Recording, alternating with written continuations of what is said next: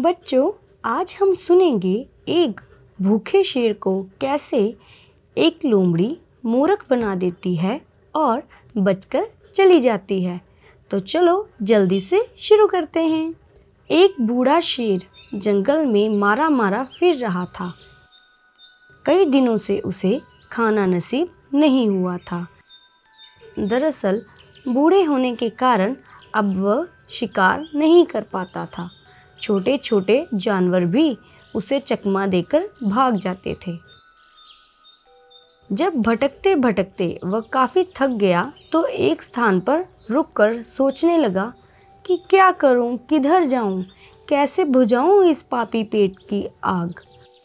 काश मैं भी दूसरे शाकाहारी जानवरों की भांति घास फूस फल फूल खाकर रह पाता, तो आज मुझे इस प्रकार भूखा नहीं मरना पड़ता। अचानक उसकी नज़र एक गुफा पर पड़ी। उसने सोचा कि इस गुफा में अवश्य ही कोई जंगली जानवर रहता होगा। मैं इस गुफा में जाकर बैठ जाता हूँ। जैसे ही वह जानवर आएगा तो उसे मारकर मैं अपना पेट भर लूँगा। शेर उस गुफा के अंदर जाकर बैठ गया और अपने शिकार की प्रतीक्षा करने लगा। वह गुफा एक लोमड़ी की थी। लोमड़ी ने गुफा के करीब आते ही गुफा में जाते शेर के पंजों के निशान देखे तो वह तुरंत खतरा भाप गई।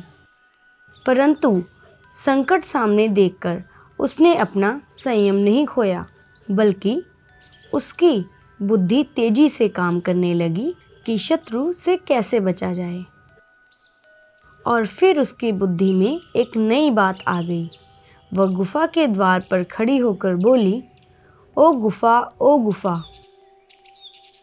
जब अंदर से गुफा ने कोई उत्तर न दिया तो लोमड़ी ने एक बार फिर बोला, ओ गुफा, ओ गुफा। सुन रही गुफा, तेरी मेरी यह संधि है कि जब भी मैं बाहर से आऊँगी तो तेरा नाम लेकर तुझे बुलाऊँगी। जिस दिन तुम मेरी बात का उत्तर नहीं देगी तो मैं तुम्हें छोड़कर किसी दूसरी गुफा में चली जाऊँगी।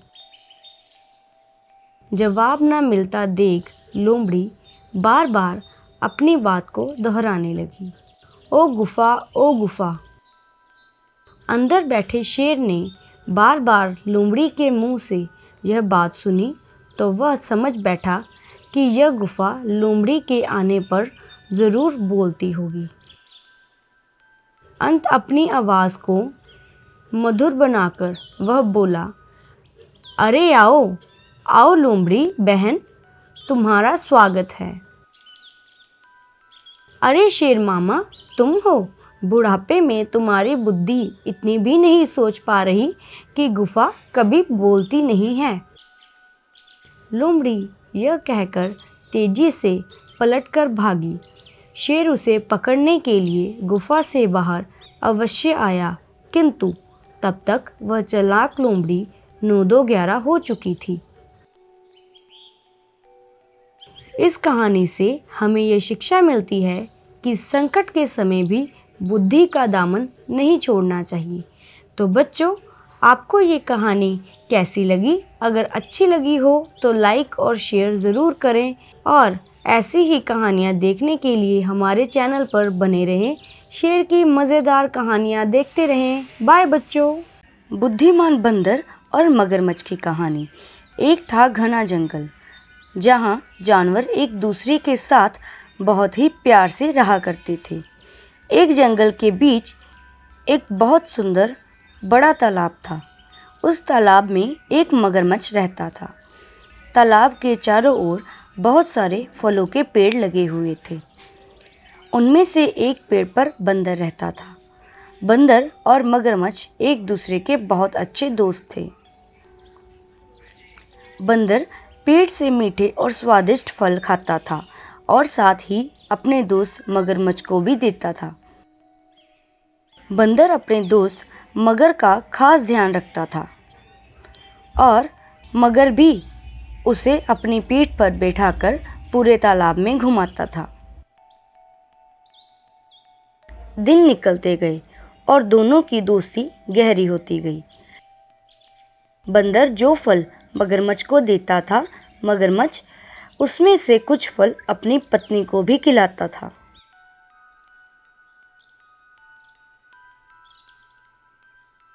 दोनों फलों को बड़े ही चाव से खाते थे।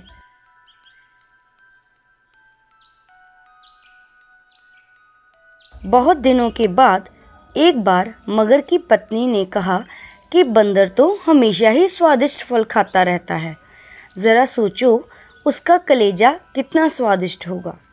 वह मगर से जिद करने लगी कि उसे बंदर का कलेजा खाना है। मगर ने उसे समझाने की कोशिश की, लेकिन उसने उसकी नहीं मानी और वो मगर से रूठ गई। अब मगर को ना चाहते हुए भी हाँ बोलना पड़ा। उसने कहा कि वो दूसरे दिन बंदर को अपनी गुफा में लेकर आ जाएगा, तब उसका कलेजा निकाल कर खा लेना। इसके बाद मगर की पत्नी मान गई। हर दिन की तरह स्वादिष्ट फलों के साथ बंदर मगर का इंतजार कर रहा था।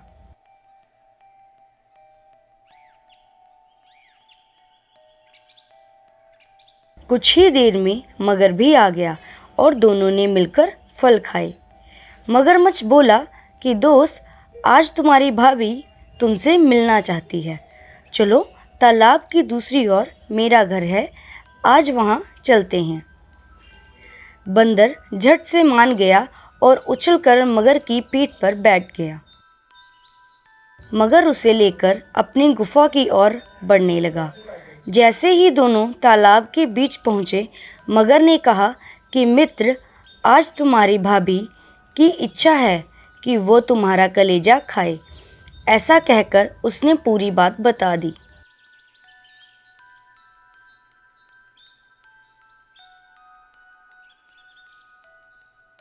बात सुनकर बंदर कुछ सोचने लगा और बोला, मित्र, तुमने मुझे यह पहले क्यों नहीं बताया? मगर ने पूछा, क्यों मित्र, क्या हो गया? बंदर बोला कि मैं अपना कलेजा तो पेड़ पर ही छोड़ आया हूँ। तुम मुझे वापस ले चलो तो मैं अपना कलेजा भी साथ ले आऊं। मगर बंदर की बातों में आ गया और वापस किनारे पर चला गया।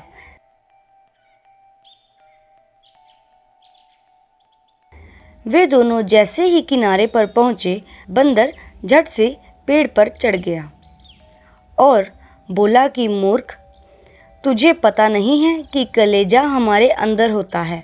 मैंने हमेशा ही तुम्हारा भला सोचा है और तुमने मुझे ही खाना चाहा। कैसी मित्रता है ये तुम्हारी, चलो जाओ यहाँ से। मगर अपनी करनी पर बहुत शर्मिंदा हुआ और उसने बंदर से माफ़ी मांगी, लेकिन अब बंदर उसकी बातों में नहीं आना चाहता था। तो बच्चों, इस कहानी से हमें ये सीख मिलती है कि संकट के समय हमें घबराना नहीं चाहिए। मुसीबत के समय अपनी बुद्धि का उपयोग कर उसे दूर करने का उपाय सोचना चाहिए। तो बच्चों, आपको ये हमारी कहानी कैसी लगी? अगर अच्छी लगी हो तो हमारे चैनल किड्स राइम पर सब्सक्राइब कीजिए और भी मज़ेदार कहानियाँ देखने के लिए हमारे चैनल पर बने रहिए और इन सभी कहानियों को अपने दोस्तों के साथ शेयर कीजिए। बाय बच्चों।